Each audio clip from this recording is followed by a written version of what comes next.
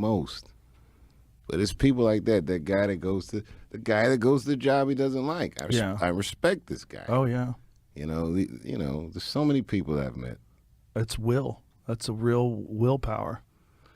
People who do actual public service, not these fake woketivists, but the woman that works at the shelter for the abused women or helps women get out of relationships that are abusive with their lives. Or helps veterans cope with PTSD or get counseling. And this guy I met that lost both his legs and was cracking up laughing with me when he was talking about it. These people blow my fucking mind. Yeah, as they should. It's exciting. Yeah, there's a lot of exciting people out there. And just because someone's famous doesn't mean they're exciting.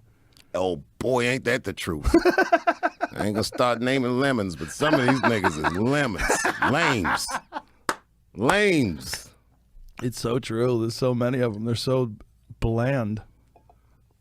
Yeah, but then I'll meet somebody who doesn't have any notoriety, and they humble me because they're such spectacular people. Yeah, I've been very fortunate to meet a lot of interesting people, and I think doing this show has really changed the way I look at life. But your kung fu has suffered, Joe. A little bit. It has a little bit. Well, it's age, right? That too. But it's also just the lack of practice all the time. I just couldn't keep getting injured. That's the problem. You would never fight again, would you? No, not now. I'm 53 years old. Would you fight another 53-year-old like on some Mike Tyson shit? Yeah. No, Mike Tyson's still fighting demons, man. Wow. Those demons are still there. Mike Tyson is the reason why this desk is this width. Did I tell you that? No. This is real? Yeah. I had a smaller desk that I was planning on using for the new studio. This is the exact same width as the studio desk in my old place, the exact same one. And I had a small one. I'm like, maybe it'd be better if I'm a little closer to the people. But then I did a podcast with Tyson. I did two of them with Tyson. One, when he was high, when he was running Tyson's Ranch. He had a little bit of a belly. He was jolly. He was just high all the time. We had a wonderful conversation. And then next time he came in is when he's preparing for the Roy Jones fight. Oh, and wow. He was jacked. And he had these big-ass muscles in his forearms, and he just looked ready to go. And he made me so nervous. Like, he was so keyed up. You could tell. Like, he was ready to go. Oh, he was ready to go. And I'm like, no. Fuck this small table. I need to be – I need to not feel so nervous. I need to have some distance. So I was thinking if I was any closer to Mike, so instead of like here, if I was like this and he was that amped up, it'd probably like affect the way I was communicating with him. I'd be nervous. He's an intimidating guy. Oh, yeah. I am fascinated with him as a public figure. Well, he is so multifaceted. There's so much going on. If you just looked at him as this brute who used to be one of the greatest knockout artists of all time, you'd miss so much. He's a scholar of boxing, and there's probably not a man alive who knows more about the all-time greats. He could talk to you about like Harry Greb and Jack Johnson and Stanley Ketchel. He could talk to you about guys that like you never even heard before. Even the tattoos he's got. Oh yeah, Arthur Ashe and Mao. I think is Che Guevara on him too. I don't think so. Okay. Does he have Che Guevara? It definitely got Mao and Arthur Ashe. Yeah, if he has Che Guevara, I hope he lasered it off. That's like the bad boy eyes or keep on trucking or something. You know? He said keep on trucking. It's like such a silly.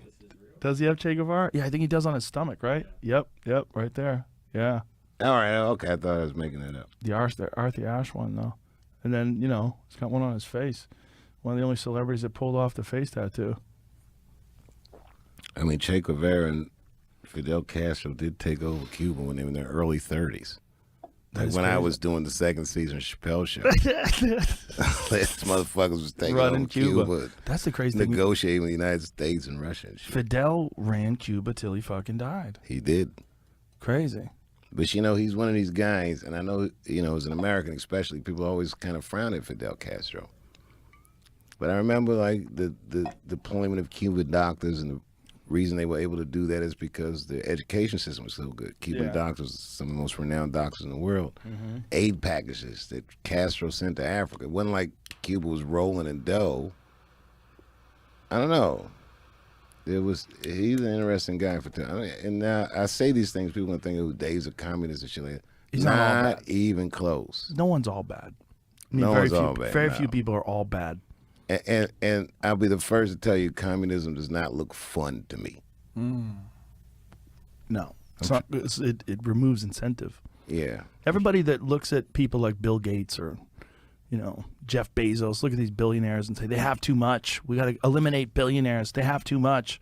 They're the outliers. They're the weirdos that have figured out how to accumulate so much wealth that it's preposterous.